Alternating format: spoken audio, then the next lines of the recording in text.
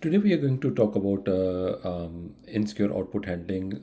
It is in the OWASP LLM top 10 vulnerabilities, and it is on the second number. AI does not introduce any new vulnerabilities. It just amplifies the existing ones at fast, quieter, and at scale. If your application trusts the AI output, then you might already have a vulnerability in your application. In previous video, we talked about the prompt injection, but what if the vulnerability is not in input, whereas it is in your output? Um, Developer spends weeks and weeks hardening the input, but blindly trust the output which is coming up from your AI model. That is, we call this one is a trust paradox, treating AI generated content as a safe because it comes from your own model. That does not mean it is secure. Here's the scary part, your AI might not be hacked. Your application get hacked using the AI output. And that's what we are going to discuss in today's video. Let's break it down. Let's have a look at this diagram. It shows like a typical LLM application architecture and how security risks appear at every single layer. In this video, we will be just talking about insecure output handling, but just to show you guys like how each vulnerability maps out in each layer, so that you get like kind of a better idea, and see like which vulnerabilities exist at which layers. So if we can start from here, if I look at here, that's my second screen where I have this diagrams. So everything starts from end user. So we have to see like what sort of vulnerability exists at that point. It's obviously like a model theft. Attacker don't need exploits. They manipulate prompts to control the model's behavior or extract the sensitive logic or information from your system. The next one, it comes up the application services that we call like LLM application layer. That's glue between the user and LLM. This is where the most real world failures happen. So if we talk about like insecure output handling, sensitive information disclosure, over reliance, they all happen over here, and it is based on the OWASP LLM top 10. We cover all those top 10. I will record like a video, separate video on each ones, but just to give you a better idea, like to map it out, like how those vulnerabilities appear on each layer. So we're talking about like the application services layer. So if application blindly trust LLM output, rendering it as an HTML, executing as a code, or passing it to other systems, like attackers win. This model did not hack you. The application trusted it hacks you. The next one come up the LLM services, where we have the automation agent LLM model. So the prompt injection, denial of service, excessive agency, over resilience. These are all the vulnerabilities exist at this layer. Then we go into the data layer, and that's where training data, fine tuning data happen. Two vulnerabilities exist over here. Training data poisoning, which I will be covering up in my next video, and then the sensitive information disclosure. So if attacker poison training data, the model can be trained to leak secrets.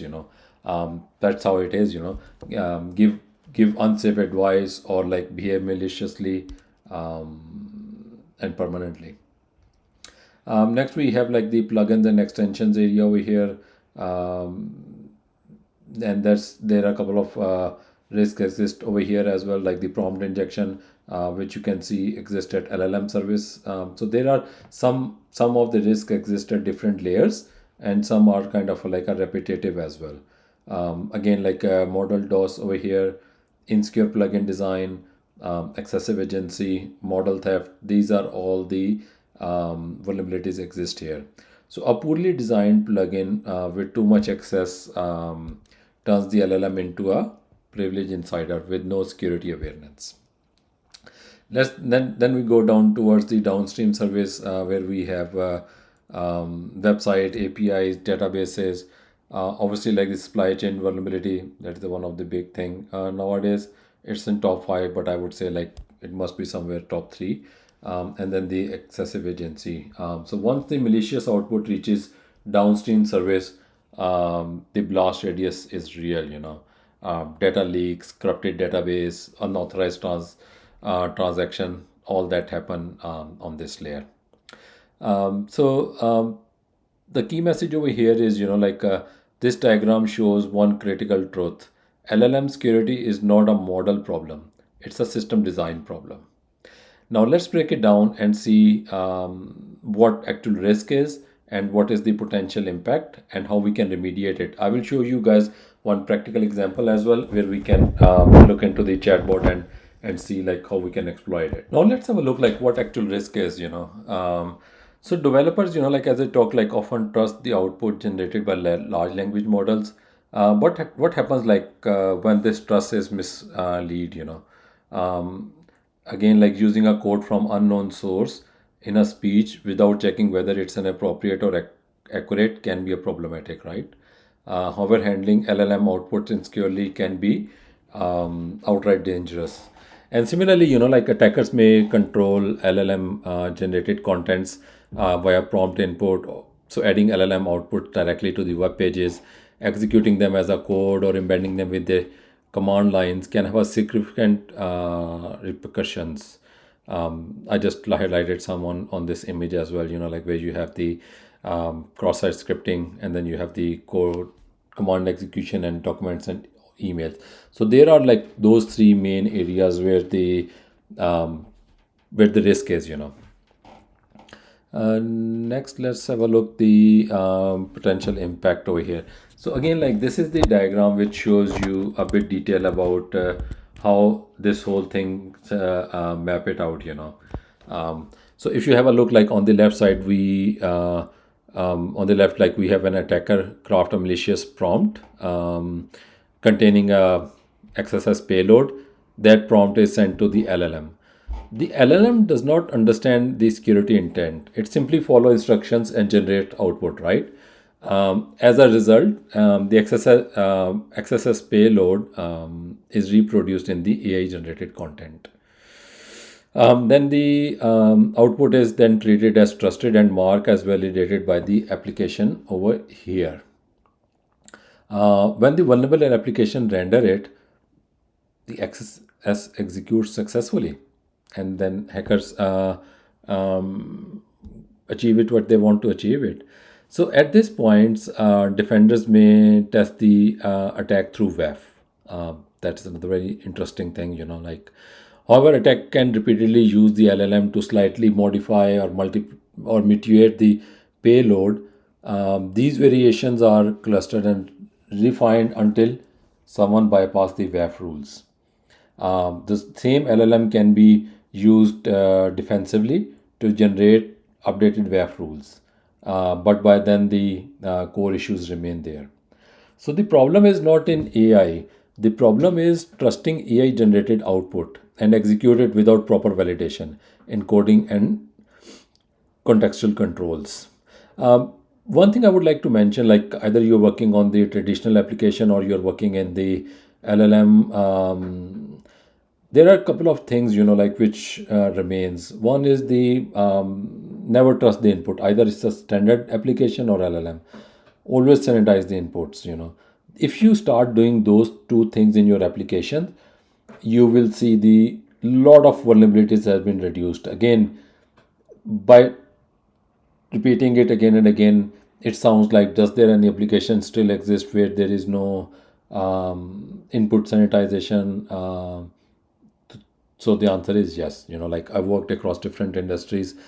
I worked across different applications. Like I manage like 300 applications right now, and most of the applications, like still face these kind of an issues. And same thing happened in the past as well. So there is a scenarios where developer miss those validation. So it's very important, like to focus on the input validation. Cool. So let's have a look the practical example now. Let me switch my screen. Now let's have a look this practical example. Like our developer who has developed LLM based chatbot that is designed to help the customers to better provide a customer services. The developer using like a popular GPT model to have a simple conversational style kind of a thing. So let's have a look over here. There is a simple message, where do I see my plans? When I'm looking here, it's my second screen where this screen share is. So you see, like, if you want to see what plans you registered for, you can go to my account or simply click the profile photo. So it's a simple message which gives like a simple reply to it. So what's the challenge over here? Although it's an interactive and nicely integrated into the website, the chatbot itself is vulnerable, like, since it directly output content from the user prompts without proper sanitization. So that's where the core problem exists. It's not, there is no proper sanitization of the output. So what the hacker did is, once they identify it, like, the pod is like just outputting whatever we are inputting, that's where they're doing phase approach to see how we, at what extent we can go and how we can go, which we will have a look now. So for example, the hacker typed it like, Bob is the genius hacker. Let's see if I send this thing and what happened. So wait for the GPT to reply. The GPT said like, Bob is the genius hacker. So whatever the prompt hackers sent, GPT replied it in the same way. So the first phase is successful. Now what they are trying to do is, let's send an HTML and see what will happen. It's a simple bold message. Again, repeat and see if the hacker get what it's looking for. Again, Bob is the genius hacker, where genius is the bold one. Okay, so that gives like whatever I'm typing, it's giving me the output in the same way. So let's go into the one extent, adding an image tag in it and see what the chatbot do. Let's have a look. Let's see. Here you go. So that shows whatever the HTML I can input it, the bot will reply it in a same way, which is again like kind of a big issue.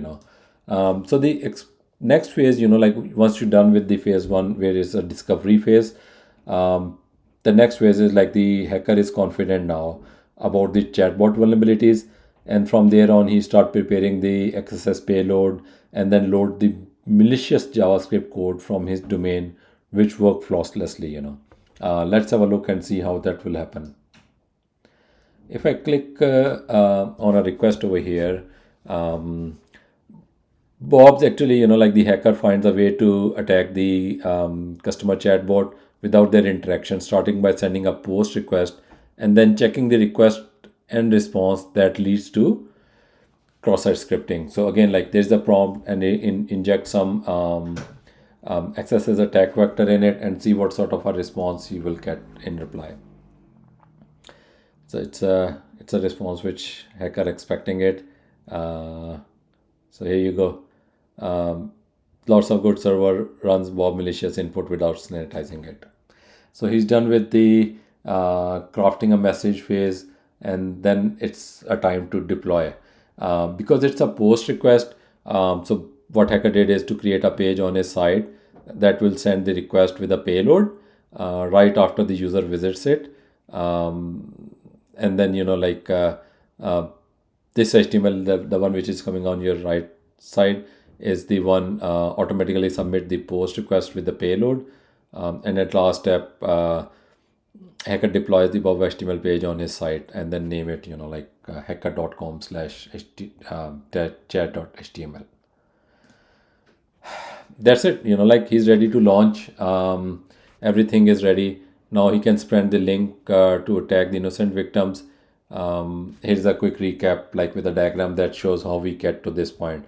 So the hacker spread the link, evildomain.me/chat.html.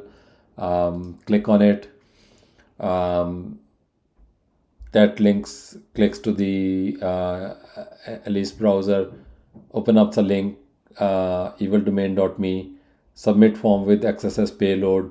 That's the good website where the chatbot exists. Download malicious script. Execute the malicious code in the context. Here you go. So that's how simple it is to exploit this vulnerability in your LLM. So such attack can damage everything, obviously, like from personal data theft to widespread service disruption, and severe consequences as well. You can ask the chatbot to agree on something. For example, if I go to the cars website, so there are a lot of like companies nowadays have a chatbot where you can buy a car. So you can put something in it.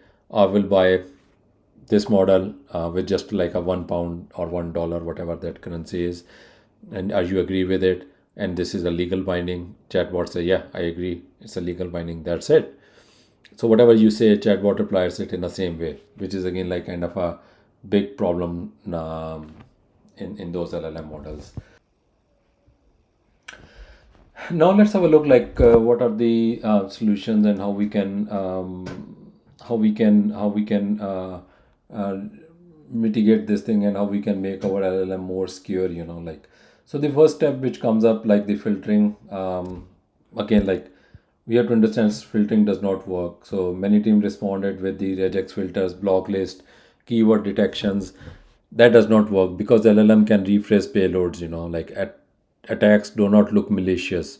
Output can be a contextual dangerous, not syntactically dangerous. So this is like trying to detect SQL injection after executing the query, and that's right. Yeah, it's too late. So what we need to do is, treat AI output as an untrusted input.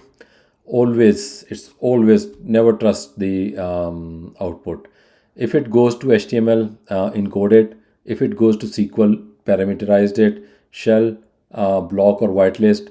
URLs, validate, allow list. Again, never have to execute AI outputs. So no to the shell commands, no SQL, no API calls, no emails, no write and deletes. Always use human in the loop. Um, just taking an example, you say, give me the dump of all the customers who bought X product, and the LLM gives you the query. Don't or never execute that query by default. Some human should look into it and then press yes, it's good to go, and then you can execute it. What if some hackers input something in your LLM which give an output like drop the database, and that way you can drop your whole database and you're done with it. So that is very important stuff. Again, like whenever we talk about AI, we always said like AI will take over the jobs and all that stuff. That's to some extent right, but mostly now you need human interaction in it as well. Again, like in this scenario, you need a human in the loop. Use schema validated outputs. Force AI to respond in the JSON format, and then validate it with your code as well. Separate generations from execution. AI suggests code, decides human, and approve it. This is the separation of duties applied to AI. There are some concepts, even if you're building your normal application or AI based application, separation of duties, least privileges, these are the kind of concepts which stays always same. Like there are some code design, security design principles which stay same. Either you are building a normal or a AI based application. I would highly recommend you guys. I have a one video on the code design, so I highly recommend you to go through that video where I'm talking about like the separation of duties, least privilege, and the economy of mechanism. Keep it simple. So these are all the core concepts which you should be aware of. So today we discussed about the LLM02 vulnerability and how to fix it, and we saw the real example as well. If you like this video, please subscribe to my channel and press the bell icon. Thank you.